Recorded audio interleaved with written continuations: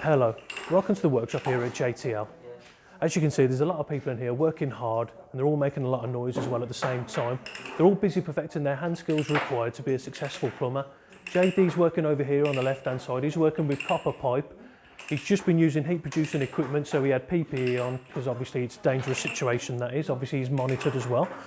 You can see Joe over here, he's working with the stocks and dies and a vise, and he's threading some low carbon steel. And he's also working with a range of materials such as copper and plastic, and also used a scissor bender to bend his copper pipe as well at the same time. They're all busy perfecting the hand skills required to be a successful plumber. Part of a plumber's life while we're here at JTL is to attend theory sessions in a classroom. And what we try and do is we try and build on our theory sessions and embed our skills, knowledge and behaviours into our practical lifestyle as well at the same time.